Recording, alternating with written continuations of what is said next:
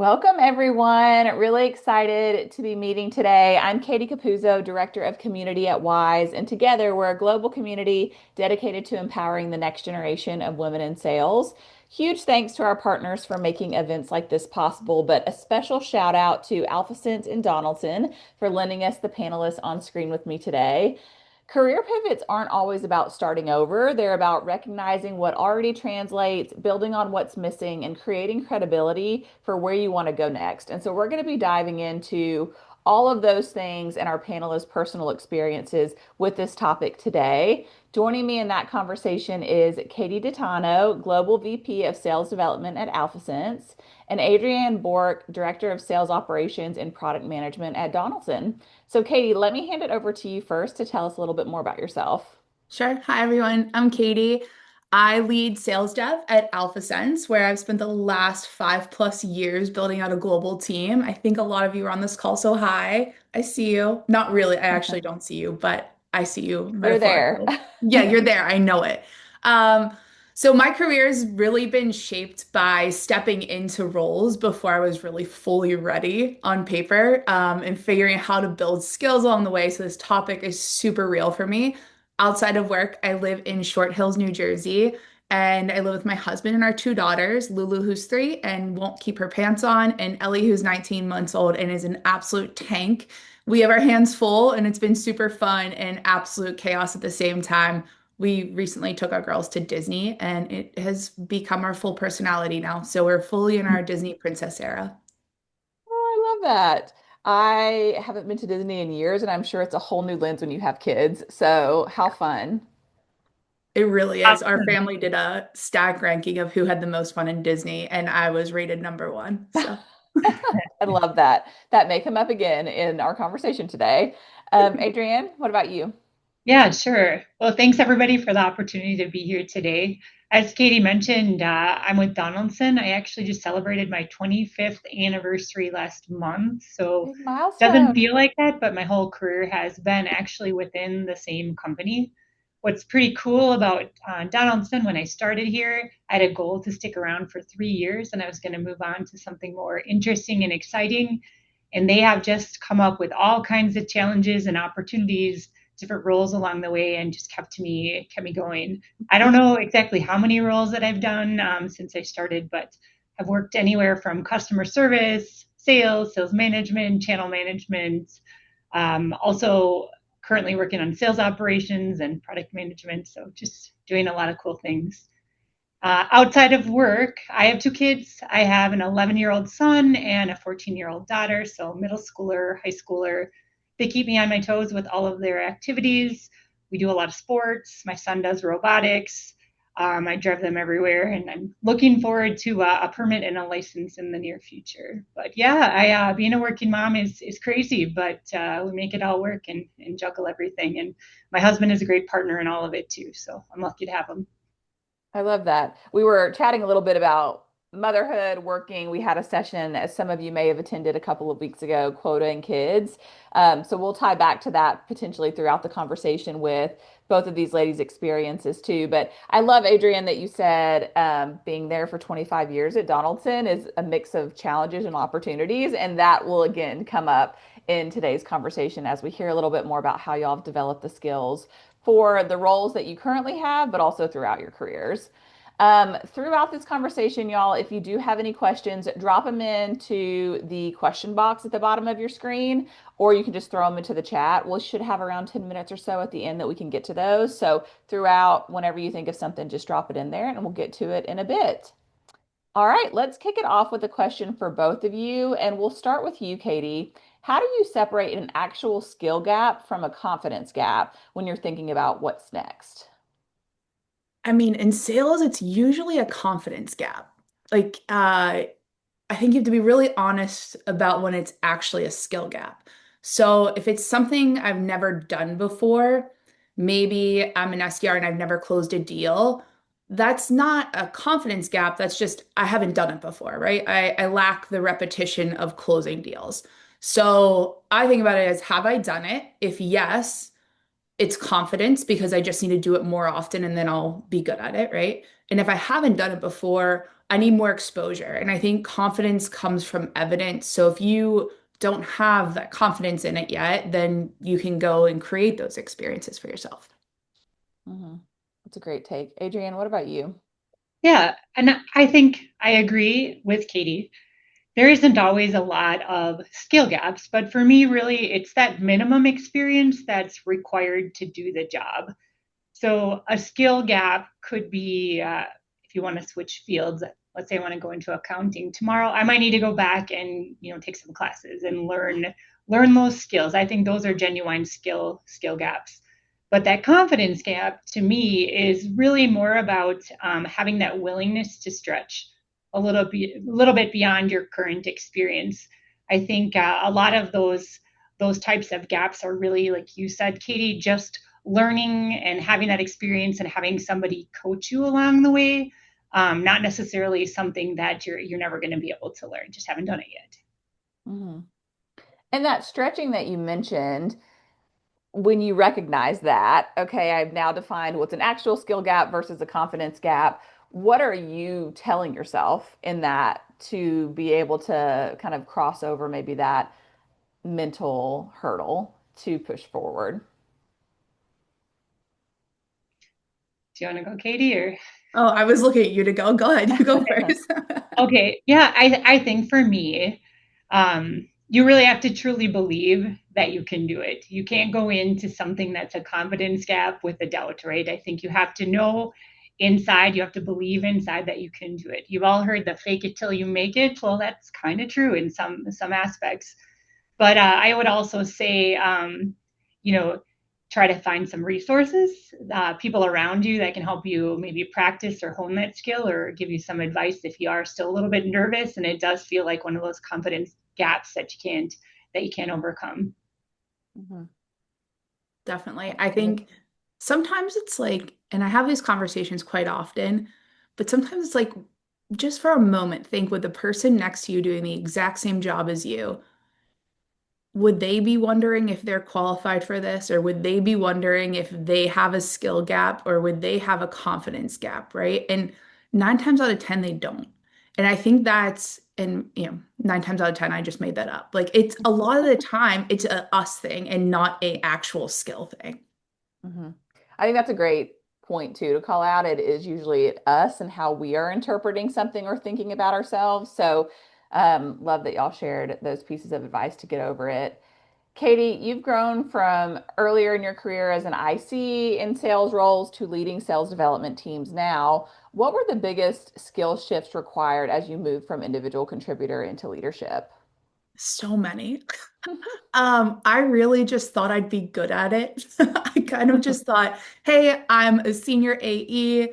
I work with an SDR partner. I could go manage that team. And I might have said something along the lines of, hey, what jobs are available? I'll do that. And so I didn't know what I was getting into really, but I think the biggest shift for me was going from owning my own number to then being responsible for so many other people's. And I think where it showed up the most actually was in my calendar. So I lost complete control of my calendar. It was no longer my time to do the like execute on things. It was time where I was spending with the team and how they needed me, right? And I see this a lot. I saw this with myself, but I also see this a lot with newer leaders is there is this skill gap of learning how to motivate people who are wired completely differently than yourself. So I know that I'm actually motivated by fear. Like I don't want to fail. That's a thing for me. Somebody else might be hyper motivated by more time spent with their family or having more flexibility. These are things that we have to uncover as leaders that we would never have to consider as ICs or as sales reps. So right now, I think like one of the things I coach a lot on is when you become a new leader, you have a tendency to coach or manage the people that report to you. You lead them in the same way that you wanted to be led. But the reality is like nobody is at that skill or that like experience level that you were right before you got promoted. So when you look back, you might be talking to somebody who had just started with a company a few months ago, and you're trying to help coach them through a situation when really they just don't know what they're supposed to do and you just need to tell them. So I think that was the biggest one, was going from owning my own number to having a whole bunch of people and being responsible for theirs, and then the individualized coaching that you need to do. Hmm. For those that are newer managers on this call, how do you uncover other people's motivation? What have you learned along the way to kind of build that trust to be able to really see through what will motivate each person individually? I think it takes time, right? I think there's something to be said for I think Brene Brown does this visualization of how many tokens you put in a jar, and there's this visualization of how much trust you've built with somebody over time. It's not just a one-time interaction, right? I think when you talk about somebody's motivations, it could be surface level. I'm motivated by money. Okay, cool. Why? What happened? Like, was there something that did you struggle as a child? Like, where was there not enough food on the table? Like, you don't need to have that in depth of a conversation the first time, but after many conversations, you're able to uncover why that person is truly motivated by money. Did they have instability somewhere? Is that something that they're trying to provide for their family? And so, really getting to know somebody and not just making it a pain funneling drill of asking a bunch of questions to see, if you hit it on the head or not. And you can Mhm. always try different things. Some people are motivated by a lot of different things. But I think whenever you get that key unlock is when you really trust the person and can really have a serious conversation of, hey, this is what I want to do and why. And I want more I want to move into this role because I need more flexibility because and so is sick in my family. And I think that's a key area of building trust. Yeah. And maybe I'll jump in just a little bit, Katie. I totally um, am in sync with everything you just said. I think also just understanding when you look across your employees, yeah, what are their aspirations? Because I've managed all kinds of different people and all kinds of phases in their life, and there's really young and hungry up and comers that want to move quick and want to do big things, and you're going to develop those people a lot differently than somebody who's maybe just comfortable in their career or in this point in their life that work-life balance is perfect. They don't want more, and you need to kind of realize where you can push and where you can hold back, and how on the other hand, how your employees are going to receive that coaching. And for you, was that instinctual as we're talking about developing that skill? That's something that's a little bit more of kind of an EQ awareness thing to know when you can push and pull with people. Is that something you consciously developed, or has it just come over time in these different roles and the experiences that you've had? I definitely think it's come with experience. And I know I have one of my employees on the line right now. She can testify to this. I hold a high bar, a high standard for my employees. And I really like to see everybody really reach their potential. But along the way, I have learned that there are people that are okay with where they are at. And, they just want a little coaching on the day to day. They don't want the next thing. And yeah, I think through experience, I've learned, you're going to invest a little more time in those employees that want to do more, be more, get to that next level. And there's some that just kind of want to be left alone, give me help when I need it and keep me on track. But they're not ready for those next steps, and that's okay. Not your whole team will not be there. You'll have some of each always. Yeah. For me, That's it was the ones that like what came naturally to me were the people that want to be motivated like me. So let's say I think I had 9 people when I first started as a manager. I think 3 were super motivated just like I was. And then the other 6, I started to realize like I'm not getting through. And so that was a little bit trial by error. And well, we actually have this at AlphaSense. We have an incredible leadership program that is run through our sales enablement team, led by Danielle Stefanello. I know she's spoke on these panels before, and she's incredible. And there's this incredible leadership program that we actually put our new leaders through so they can learn how to motivate and uncover motivators. So sometimes if you don't have that in your own company, looking out externally for something like that just to help as a guide or a framework is super helpful. Yeah, I'll do a shout out too for Wise. We do mentorship matching. So sometimes, like you said, stepping outside of even what your company offers, getting a perspective from someone else at another company can be helpful and just sort of not only uncovering your motivations, but seeing an unbiased view from what you're experiencing in your role. Adrianne, we mentioned that you have had an impressive 25-year tenure at Donaldson with several promotions along the way. What's been your experience with role exploration and seeking new opportunities internally? Yeah, I think for me, and this is probably a common theme across all companies, right? The most important thing was really just working on building your network, making a conscientious effort to make those connections with hiring managers that are outside of your current role in different parts of the business around the company. Everybody knows this probably by now, but when somebody's looking for a new hire for a role, usually at that point they already have a short list before it's publicly announced to the company. So I think really just getting on the radar of leaders who could potentially use your skill set down the line is really important. And I also think it's important if you're in a company that has opportunities where you can volunteer and you can informally connect with both leaders and peers around the company. That's another way to really get yourself visible across the organization. If there's talk about expanding into a new position or an opening something up, you might end up being part of a conversation of a list that doesn't exist publicly. I think that's really important. Yeah, we talked a little bit about this in one of our conversations leading up to this of thinking about new roles, actively seeking them out versus they kind of fell in your lap because there was a need and someone saw that you had the skills to be able to fill that need. When you think about those different opportunities along your career journey, um, have you approached them differently with ones that maybe you have thoughtfully sought out and it's something that you've really gone after versus ones where you feel like you raised your hand in another world and then got pulled into this new role? Yeah, I think my career has been a mix of each, but honestly, more driven by that informal networking and somebody choosing me versus me applying for that next role.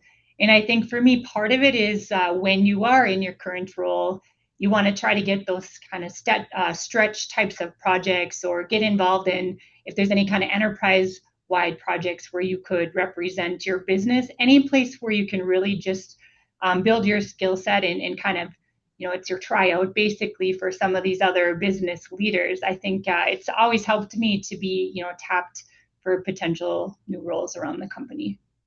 And something that I've noticed at AlphaSense specifically, because we are such a fast-paced, growing company on the edge of AI, product changes under our feet every day, there are so many roles that exist today that didn't last year. And so when I'm coaching somebody or I'm even thinking about my leadership team and where they could be growing into, it's thinking about like, okay, what do you want to do? What are you really good at? What are our gaps and what can we work on, right? But what could those potentially apply to in the long run? Is it more go-to-market strategy? Is it more RevOps? Like, how can we really fine-tune some of those skills of getting a leader really sharp at operations or really sharp at AI automation or building agents or something, right? Like, what can we tie them to? Like you were saying, Adrian, it's about the impact, right? It's like, it's not just what you're doing, it's what impact can you have outside of just your role. And we look for that all the time. Mm-hmm.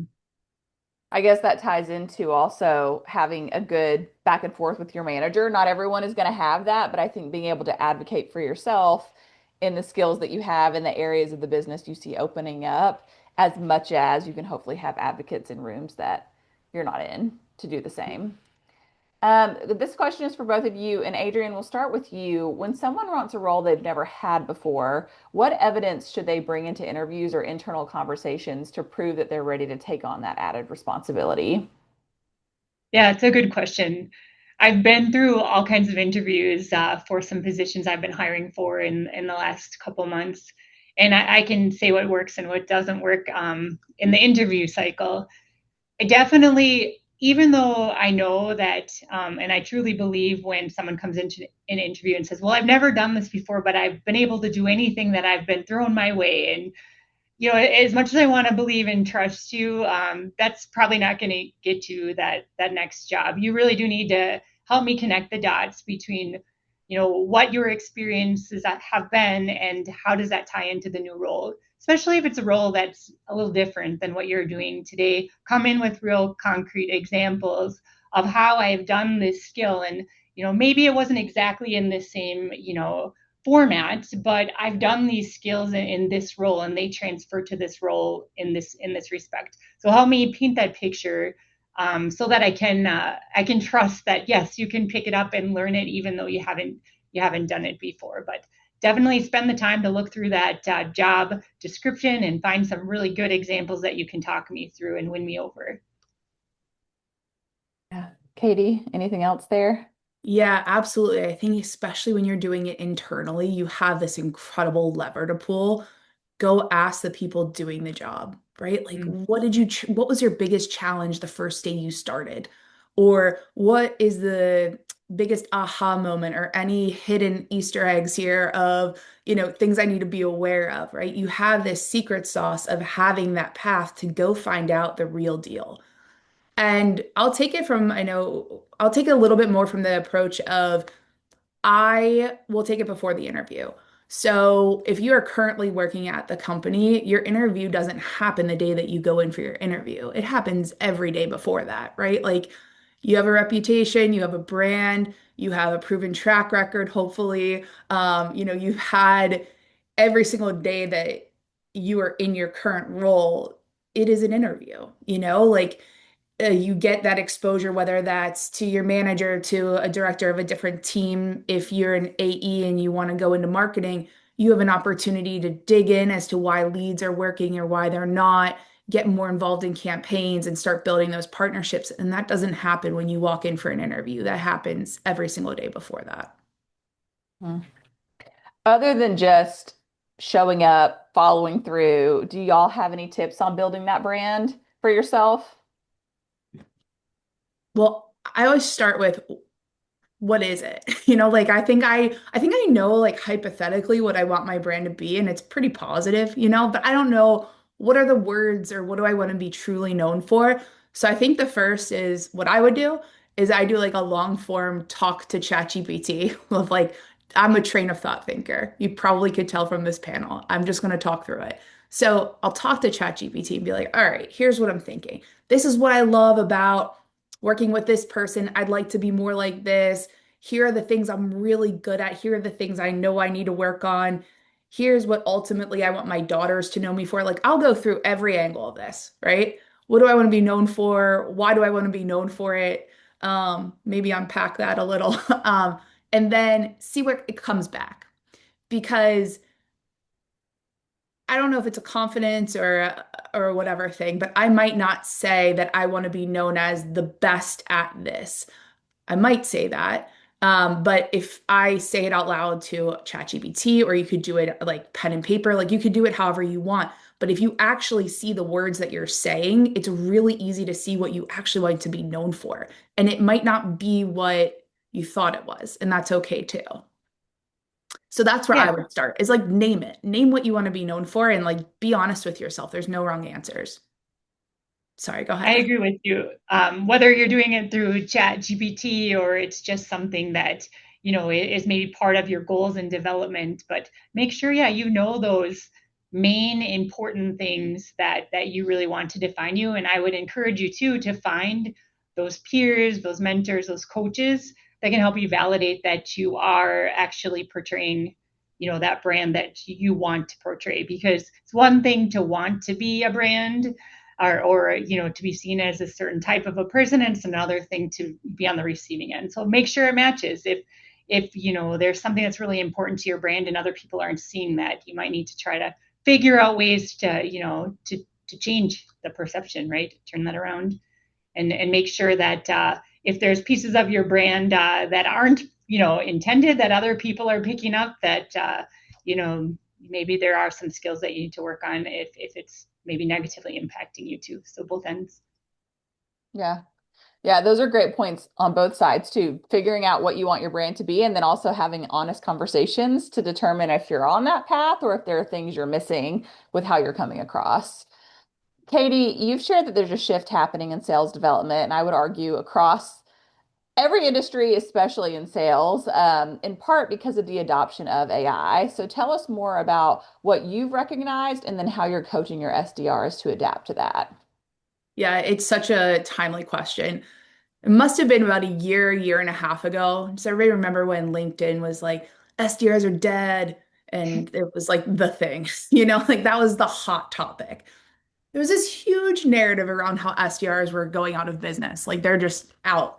Mhm. They're the new Bed Bath and Beyond. And it was just this whole thing of like SDRs are gone, AI is replacing SDRs, agents will replace them. But what's really happened is those companies who were even using that narrative are hiring SDRs and BDRs today. The reality is that SDRs aren't being replaced with AI. The ones who are using AI are replacing the others. So the best reps are leveraging AI to be more targeted, more relevant, and more thoughtful. If you look at the market, even for us, I'm sure most of you are in an industry where there's new competitors every single day. Like you wake up, there's somebody new that's playing in your space. I know that's the way for us, right? And it sounds very noisy on our side. Now imagine what it sounds like for our customers and for our prospects.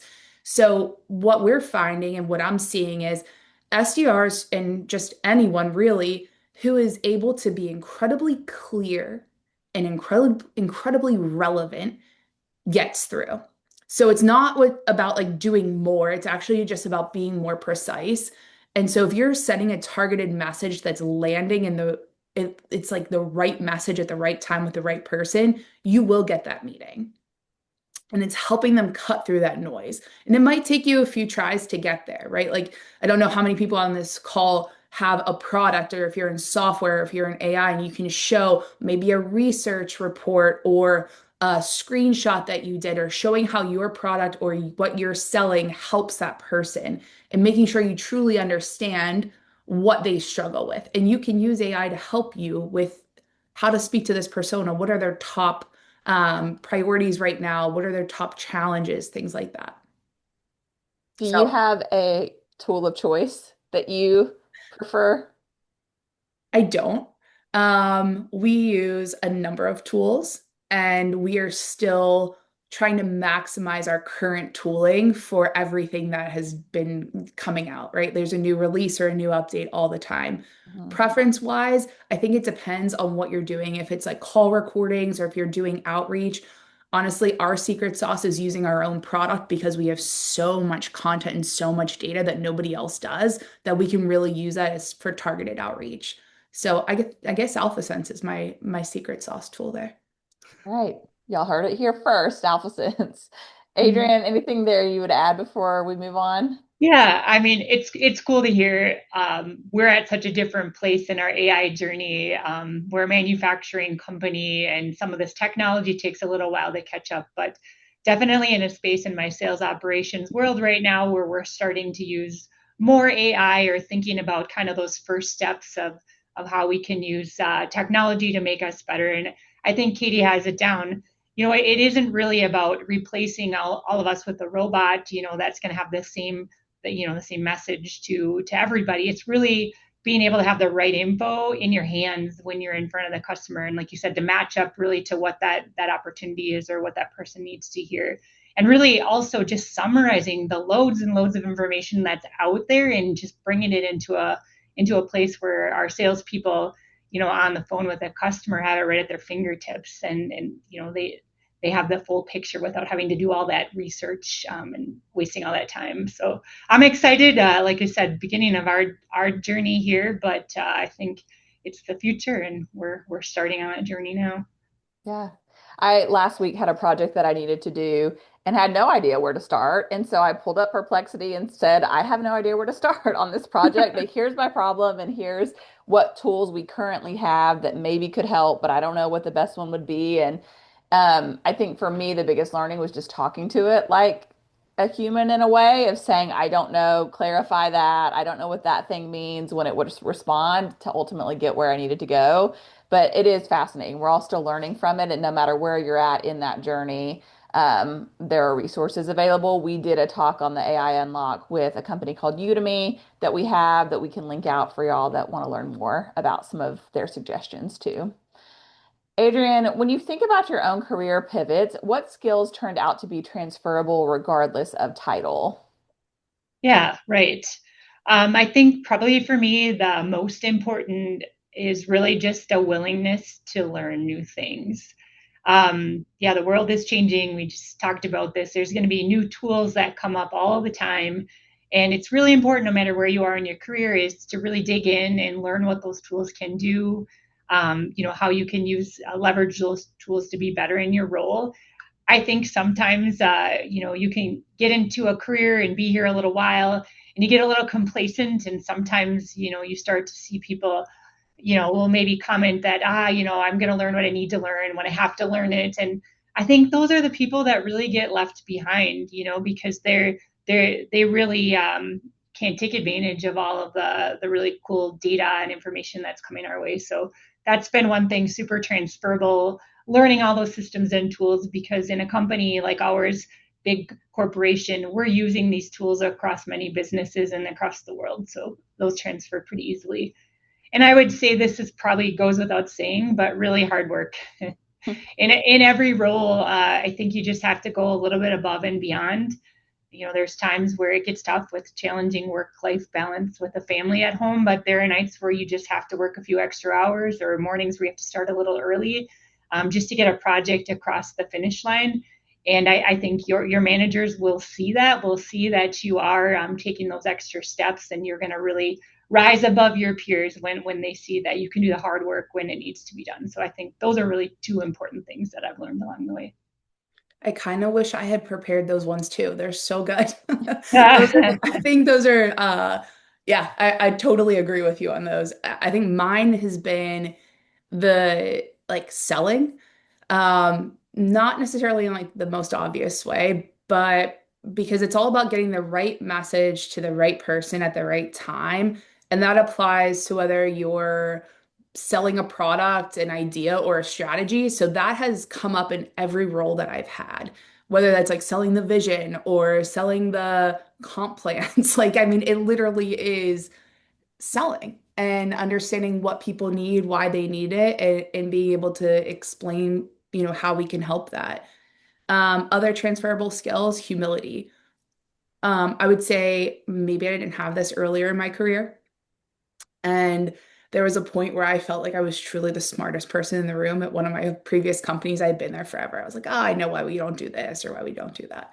And it was actually something I was looking for when I came to join AlphaSense was I wanted to be surrounded by incredibly smart people. And so, long story short, I wasn't always super humble. And now I find that humility is something that has really transferred over because you don't need to know everything. You just need to have the right people who do, or that you're not afraid to ask if you don't know.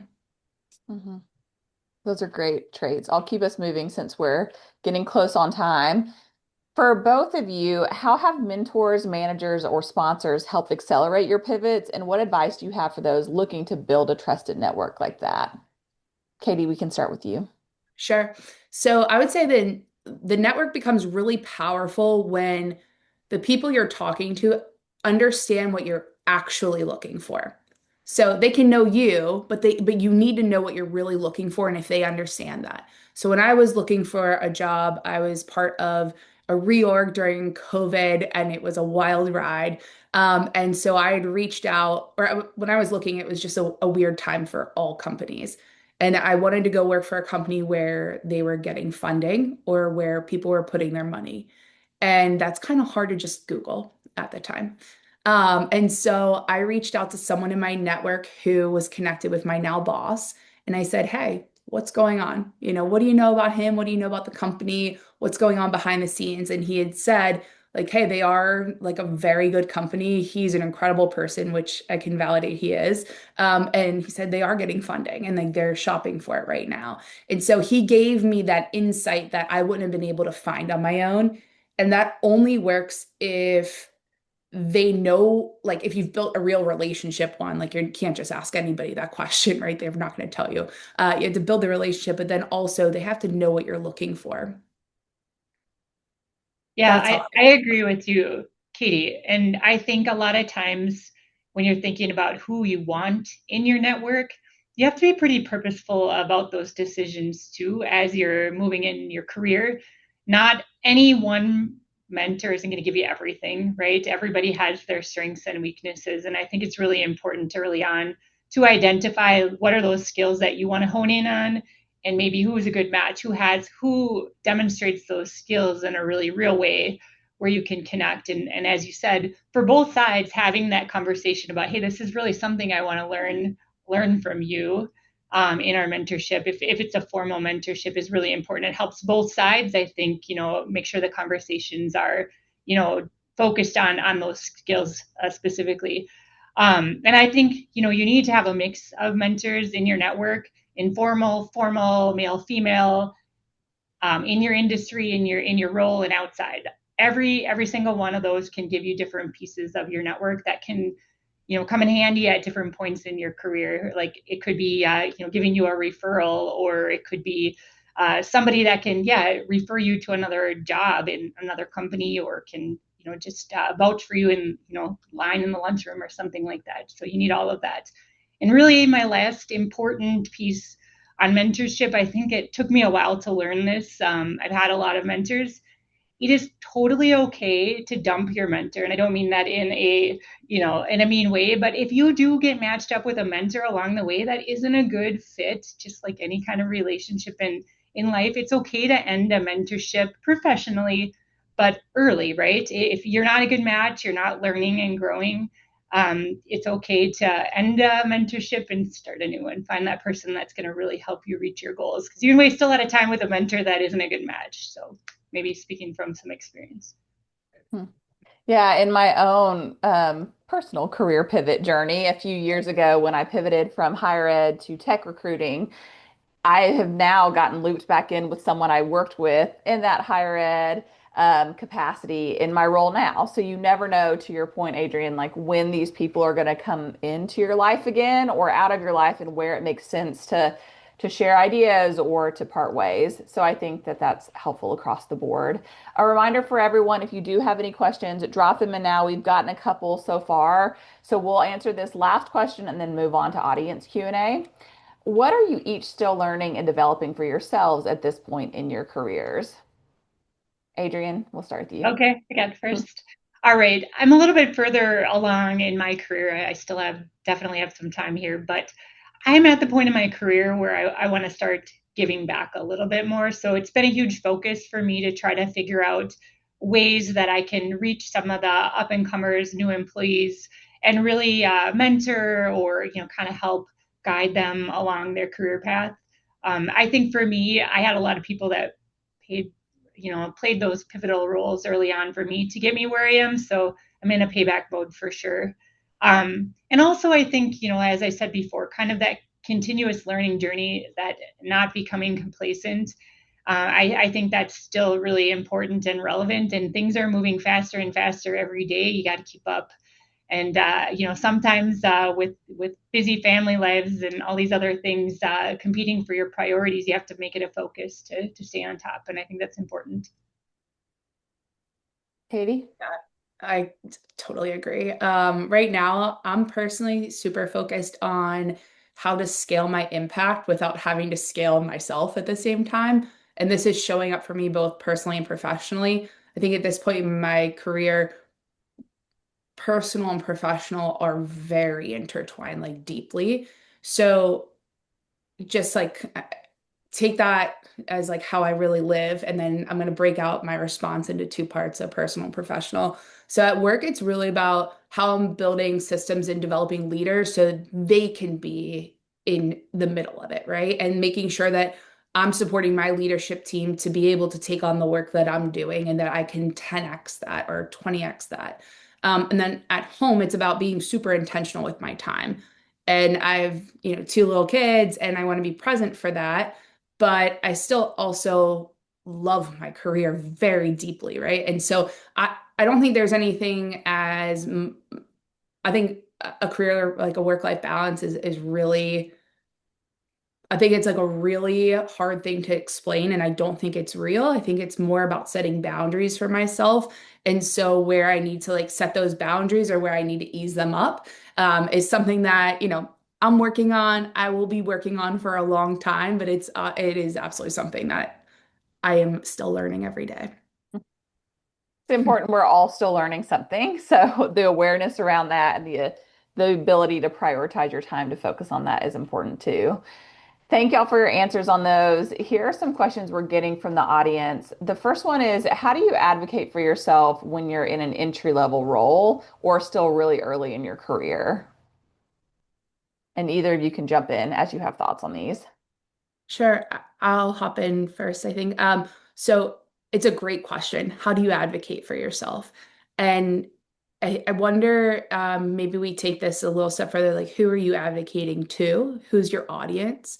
Are you, is it like your leadership team? Is it someone in the next role? Is it, I guess just knowing who your audience is when we're answering this question would be helpful. And so you can ask yourself who that audience is, but it's really about naming things. What am I good at? What if you're in like a results driven role, like if you're in sales or product specialist or customer success or something like that, and you're in a very results driven role, it's very easy to show your numbers on a monthly basis and have that. I'm wondering if the Okay. I sorry, I thought somebody maybe added in what that next Oh layer was. yeah. But yeah, I would just say knowing your numbers, knowing your results, knowing your impact is really important. And then just having conversations, right? Like who are you meeting with? Your manager, maybe their manager, maybe a team lead, and just getting practice doing it. So practice, knowing what you're talking about and having some results to back it would be really good. Yeah. It's a great starting point. Yeah, and I think it's really important. Hopefully, you're in companies where employee development is a part of your process, and you do have those open and honest conversations with your management about, where those areas are that, you're really good at, and other areas where you might need a little bit more work, and really, pushing your managers to line you up with opportunities where you can start to fill those gaps. I think that's important early on, and really just demonstrating that you can do it, right? It's all about building up that credibility and experience when you are new to the career world, right? You have to build up that experience and show people that they can count on you. I love that piece too about pushing your managers to kind of put you in the position or to say, "Hey, I know I want to be in this role at some point. What do I need to do now to position myself there in the next year or two?" So you can always position it that way. When you know you're ready for a new role, but you're unsure of exactly what that next move should be, but you know you're ready for something new, what would you recommend as a place to start figuring out and really narrowing in on what that role could look like? Go I guess ahead. I can jump in on this one. There's all kinds of tools out there that you can use to try to really organize what it is that your strengths are, or what are things that you're really passionate about. But I think part of it is those conversations, those development conversations with your management. But really, with my employees, I've always really encouraged them to go and meet managers across the company. Like it'll be right on their development plan for the year. Meet with 4 managers at this level and learn about their roles, learn about what their business is all about, and really try to connect the dots with where your interests are. Because I think we don't always know what roles exist around the company until you have those conversations. And maybe it's not going to be at the company you're currently working at. It could be external as well. But really, I think being intentional about what you want to do next and what makes you happy is important. Mhm. Yeah, I really think it's identifying why you're ready for a new role. Like, if I'm ready for a new role, why is that? Am I not getting something out of my current role and being able to figure out what that actually is? I've run away from roles before, right? Like I was done being a senior AE, I was done selling. I was like, I'll take what's next, and it was SDR leader. So it's funny now, but I was running away. And ever since then, I've been very intentional about I'm not running away from something, I'm running towards something. So if you're ready for the next role, let's figure out what you're running towards and maybe figuring out what you're running away from too. Like, are you just done with it because it's monotonous or it's the repetitive or it's the wrong fit? All those things are totally okay. Let's name it and then let's figure out what you're actually working towards. a really great place to start on that is somebody that you're close with at work. Like just talk it out with them. It could be a leader, it could be a team lead, it could just be somebody that, is your peer. Talk to them like, hey, and if you need more trust, then talk to a family member or friend outside of work, right? If it's in a confidence thing. But just talking it out sometimes really helps, and then they can help you name what you're actually looking for. Yeah, great tips. We talked a little bit about this in terms of building out your network, advocating for yourself, and getting others to advocate for you based on your personal brand. But how do you approach marketing yourself when looking for a role that requires a transition? Let's say, for example, same title, but a different industry. And I'm imagining that they're talking about even getting that first interview or submitting a resume or something that allows the door to even be opened when they're coming with different experience. I'll start this one. I would say reach out to somebody in the role on LinkedIn. See if they'll Mhm. take a call with you. Most people want to help somebody else. So I would just call and see if you can talk to them. If it's the same role, same title, but a different industry, that's just an industry knowledge area. And maybe you could ask them, what are the best ways for me to get smart in this industry? Or what did you do to get smart in it? Did you have a background in it? Ask some of those questions. And then that's where I would start. Yeah, I think you're absolutely right. If you can find somebody that works for that same company in a maybe adjacent role or the same team that you're looking to work for, ask those questions. But a lot of times, a lot of websites will give you a lot of information about what's relevant to that company. I know it's old school, right? Or you can use AI to give you a summary if you want, but go out there, spend the time, understand, what is important to that company, what are those priorities. They're going to be listed there, and what are those industries, those products that they serve, and really come in knowledgeable. You're right, because the skills of doing the same as job are probably there and pretty easy to see on a resume, but really being able to connect and help that person on the other end understand that the industry doesn't matter, that you can do this role, is really connecting it to those specific pieces of the industry you're hoping to join. So yeah, do the research. Don't come empty handed, right? You should know just as much as a person on the other side if you can. Yeah. And I'll tease, we have a podcast episode dropping in June with Nicole Whiteloff, who's actually from AlphaSense. And it's on starting over in a new industry. So she's transitioned industries a few times in her career, and just the applicable skill sets that she's developed over time and the ability to ramp quickly in those roles, regardless of industry, was really helpful to learn about. So that will be coming soon and kind of be a follow up from this conversation, even to learn more. Last question here. For someone transitioning from a non-sales background, what are top 2 to 3 skills that you recommend developing immediately to be successful transferring into sales, which is typically going to be that SDR, BDR route?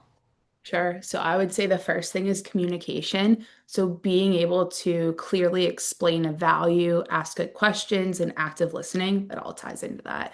And I would say curiosity. That goes so far, whether that's ongoing learning, your onboarding and ramp will be shorter if you're curious and asking the deep questions. And then, sales is really just about understanding people and what they need. So curiosity is one. And then the other is resilience. You can call it grit, you can call it resilience, you can call it whatever you want. There are a lot of no's. Uh-huh. So you are going to hear no, no, no, no, no, no, no, no. You might not hear anything a whole day. You might not connect with anyone. And it can take its toll on you, right? So things don't always work out, deals fall through. There's a lot of that you need to be able to overcome. And so it's people that really do well are the people who can just don't take that personally and are able to still give it the same level of effort, even if they get a bunch of no's. Yeah, and I think from my experience, I managed sales teams for over a decade. I think if you come from a background of competitiveness, if you have some kind of athletic background, even if you've never done sales, we've had lots of salespeople come in that have never picked up a phone and done sales before. But it's just, I think sometimes you just are born with that gene, right? That competitiveness, and I feel like that's always been very transferable. And I think the grit is important, like you said. You're going to have a lot of rejection, and you know being ready to smile on that phone, even when the customer is yelling at you and asking how you got their number and all of those things. But, continuing to smile and trying to find a way to connect. I think those skills can be learned. And it's hard for somebody to yell when you're smiling on the other end and trying to be extra nice. And I think at the end of it too is just, really being knowledgeable about whatever product it is that you're selling.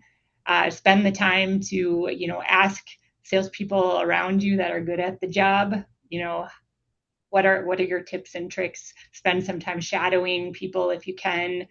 Really just make sure you know the details. Like what are the things that are really going to help you sell something? If you seem knowledgeable and competent on the other end of the line, it's a lot easier. So that's been some of my experience, and totally different land than Katie, but kind of the same sort of skill set. Yeah, it goes And to show the transferableness. Sorry, Katie, what were you going to say? I was just gonna say it, we hire all the time and we love hiring this track. We love hiring people who have had life, career experience prior to coming into our team and joining. You have perspective that somebody who's more like of a recent grad or this is their first job, it really puts it into perspective that SDR is not a destination for many people. It's part of your journey. And so if you've had prior experience, that's fantastic. You're able to approach this role as what it is. And the days that are really hard for somebody else might not be challenging for you because you're like, okay, this is a step along my journey. I know what I'm working towards. And so we love hiring this path. Don't let that hold you back from applying to those roles, basically. Yeah, I would say that's the same probably across Donaldson too, and can echo that with a lot of our WISE partners that want people to come in with that prior experience that's not even related to the tech or SaaS space or even sales for that matter. The important things, like you said, Katie, the communication, the curiosity, the client-facing experience that you mentioned, Adrian. And if you were an athlete or part of a club or in a client-facing role in some capacity that you've held over the years, are all things that you can mark as part of this. So thank you for sharing that. We have a few more minutes, and there is one question that was just submitted. So I'll ask it, and then we can wrap up here. If you need to drop off the call, feel free. But this person says that they're struggling to build their skill set so that they can advance in their career. What advice do you have for any free resources that would be helpful? I'll start with just WISE is a free membership. So you're welcome to sign up for WISE. We do podcasts and webinars like this all the time where we focus on specific career building topics. So that's one avenue. But Katie or Adrian, do you have anything else that you would suggest for someone looking to build their skill set? I don't know if you guys know this about me, but I would probably chat GPT it. I Perfect. would just throw it into GPT and see like what are you working towards or what is your current role and what are the skills you need to develop. And then if you're not sure what you need to develop, then maybe that's a conversation or maybe that you just look at the job description, right? Like look at the job description, see what skills are being highlighted on there and where you feel like maybe you're falling short or what you're doing well. And then if you're really, really struggling, I would definitely reach out to somebody that you trust. I'm sure like there's people in similar roles or maybe somebody you look up to internally, and maybe they could help guide you there too. Yeah, I would echo that last point. Find a mentor somewhere, right? It doesn't have to be in your current company. It can be, through like a local women in business organization. There's all kinds of different ones, or through WISE, or wherever you find a mentor. But just find somebody to give you some guidance and keep you accountable, I think is important. Well, thank you both for your insights today. This was a super helpful conversation. We will recap a lot of the highlights from today in an email tomorrow so everyone can refer back to those and also have access to the recording if you want to replay anything. We do have, like I said, several webinars that we host throughout the year. Our next one is going to be in May, and it's going to be on the full compensation package. So, what you can ask for, whether you're looking to get promoted internally or in an interview process externally.